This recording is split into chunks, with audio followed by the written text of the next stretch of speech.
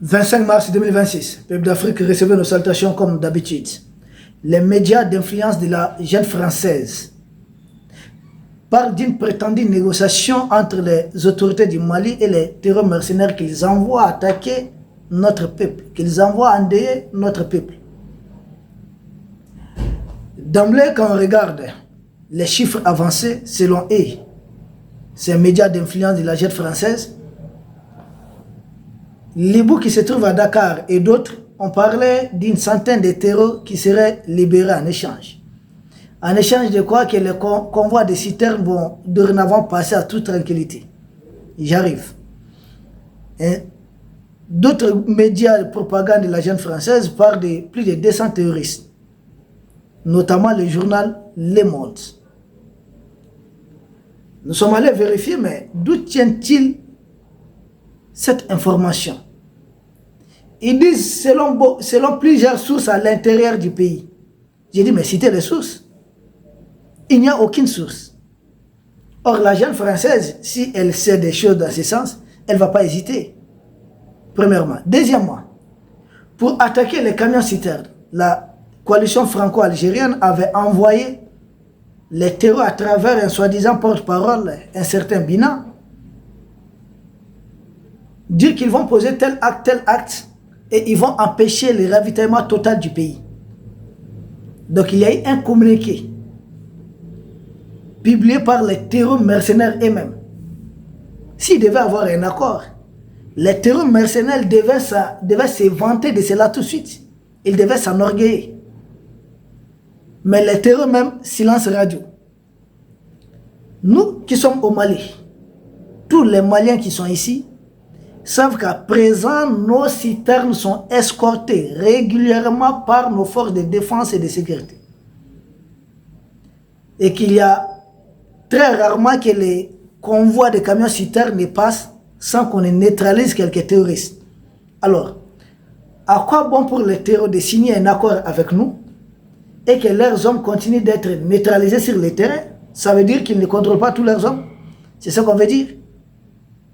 À présent, on continue de neutraliser des terreaux au passage de convois de nos camions citernes. Ça, ce n'est pas selon des sources. Ça, c'est selon nous, Maliens vivant au Mali.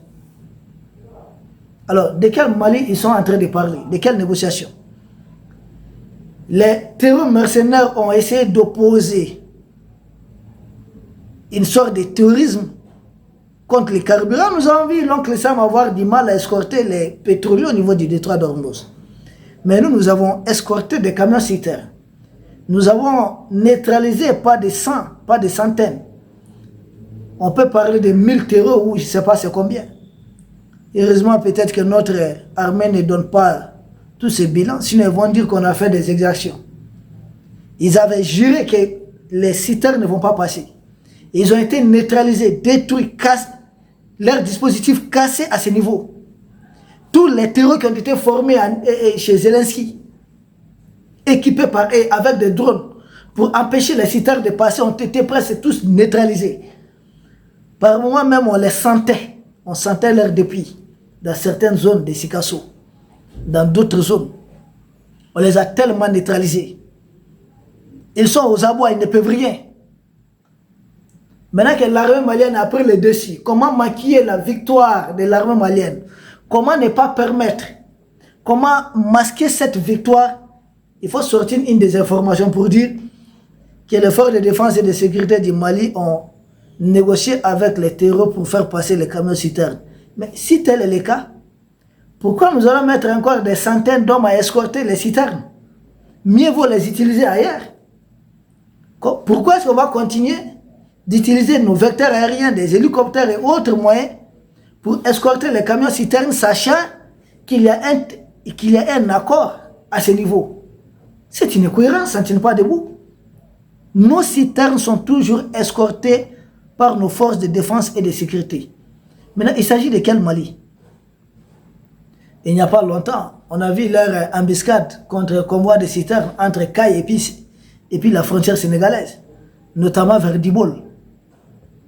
Mais s'il y avait un accord, pourquoi ils vont attaquer nos citernes?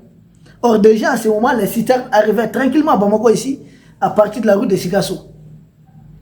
ou l'autre route là venant de Kolondieba.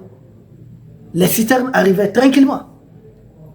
Donc, par moment, il y a des attaques contre les convois.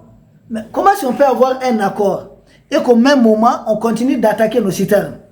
Comment est-ce qu'on peut avoir un accord? Au même moment, nous continuons de neutraliser les terreaux qui tentent d'étendre l'embuscade contre le convoi des citernes. Comment est-ce qu'on peut avoir un accord et qu'au même moment, certaines de nos citernes sont attaquées par endroits? Parce que le Mali est très vaste. 1 241 238 km². Donc c'est une incohérence, une contradiction notoire, mais propre à la jeune française. Et même ils ont avancé des chiffres qui ne collent pas. Certains médias parlent de 100, d'autres parlent de 200. On va vérifier leurs sources, aucune. Jusque-là, sauf après qu'on les ait chauffés comme ça. S'ils envoient leurs terreurs maintenant publier un communiqué. Sinon, jusque-là, les terreurs n'en ont pas parlé. Les autorités du Mali n'en ont pas parlé. Ce sont les médias français qui en parlent, soi-disant tenir ça peut-être des autorités françaises. Que selon des sources, plusieurs sources à l'intérieur du pays. Il dit, mais nous sommes à l'intérieur du pays. Et nos citernes continuent d'être escortés. Comment est-ce qu'on va avoir un tel accord et continuer d'escorter les citernes? Ça n'a aucun sens. Parce que si ça ne tenait qu'à moi, j'ai tout en dit. Ces terreurs mercenaires, c'est des Africains, dans la plupart des cas, qu'ils ont retournés, surtout des Noirs africains qu'ils ont retournés contre d'autres Noirs africains. S'il faudrait les sensibiliser pour les retourner, faire le retour à l'envoyeur, moi je suis partisan. Parce que si nous les neutralisons, c'est des Noirs africains qu'on neutralise. Qui gagne dans ça? Ceux qui ont tout intérêt de voir, d'avoir une Afrique sans les Africains. L'autre là l'avait dit en Afrique du Sud. Une Afrique sans les Africains est un paradis terrestre pour les colons blancs. C'est ce qu'ils avaient dit. Ils avaient laissé entendre. Nous condamnons de tels propos. Ouais. Si ça pouvait les arranger, ils ne vont pas hésiter une seconde. Si ça ne tenait qu'à moi, j'ai tout en dit. On continue de faire la guerre et on continue de sensibiliser certains. Parce que certains d'entre eux se retrouvent dedans sans comprendre réellement. Ils ne savent pas qu'en réalité, c'est Emmanuel Macron qui les envoie en mission. Ils pensent que Koufa pense que c'est Iyad. Iyad pense que c'est l'État profond algérien. L'État profond algérien sait que c'est la jeune française et certaines monarchies du Golfe. C'est pourquoi depuis qu'il y a cette guerre entre Iran, Israël, Amérique et les monarchies du Golfe indirectement, vous voyez que les terreurs perdent les pédales. Et comment masquer cela? Il faut inventer une histoire qui ne tient même pas debout. Que les terreurs, mais comment est-ce que le Mali va le faire? Or, il y a même la force unifiée de l'Est qui est engagée dans cette guerre. Donc, les 3 pays de l'Est sont engagés. Comment est-ce que le Mali seul pourra discuter avec ces terreurs mercenaires sans que le Burkina et le Niger ne soient impliqués? Ça ne tient pas debout. La question du terrorisme est une question traitée au niveau confédéral et non simplement au niveau national. Au niveau national, nous avons des politiques pour lutter contre le terrorisme. Mais au niveau confédéral aussi, nous avons une politique d'ensemble. Donc, quand ils veulent mentir même, il faut qu'ils essaient de préparer des arguments qui soient au moins ce qui puisse passer un pays. Parce que là, c'est très facile. Aucune source, ni les deux belligérants, pas du côté de l'armée malienne, pas de terror jusqu'à présent. Et qui sont derrière les commanditaires. Ils envoient leurs médias mentir. Mais les Serge Daniel là, est-ce qu'ils se regardent souvent dans les miroirs? Serge Daniel, tu es africain ou bien tu es européen? Tu es africain, mais attends. C'est l'argent, tout ça c'est pour l'argent, tout ça c'est pour boire quelque chose. C'est triste. Ces Africains qui se laissent manipuler, comme vous le voyez. Ici en Afrique, on a vu certains de nos artistes juste pour avoir le passeport français. Parce que sa femme travaille à RFI. Il se dit récemment au Bergeman. Et il se met à charger le pays de l'AS. Parce qu'aujourd'hui, il est un pion de Michel Alassane Dramane Ouattara. Il faut charger le pays de l'AS. Parce qu'on veut faire une tournée. On va jusque dans les Antilles. Les Antilles, c'est quoi? C'est des pays encore africains. C'est des Africains comme vous et moi. Qui continuent d'être esclavagisés par les mêmes qui veulent continuer de nous esclavagiser. Comment ils se sont arrivés là-bas? Beaucoup ont été déportés. Un artiste, au lieu de dénoncer cela, non, on va se faire l'argent là-bas. Et ensuite, on sort, on parle de liberté d'expression aux Africains. Va dire ça là-bas en Israël. Va le dire en Ukraine. Zelensky est là. Son mandat a expiré il y a longtemps. Emmanuel Macron a dit vouloir organiser une élection dans un pays en guerre. C'est vouloir manipuler les résultats. Donc il n'est pas question de tenir une élection tant que l'Ukraine est en guerre. Vous avez quel pays européen bien hôte en pleine guerre qui organisait des élections à son sein? Non. Les États-Unis qui l'ont fait, c'est parce que la Deuxième Guerre mondiale, le territoire américain n'a pas été envahi. L'Amérique continentale n'a pas été envahie. Ce n'est pas la France qui a fait des élections. Ce n'est pas l'Allemagne.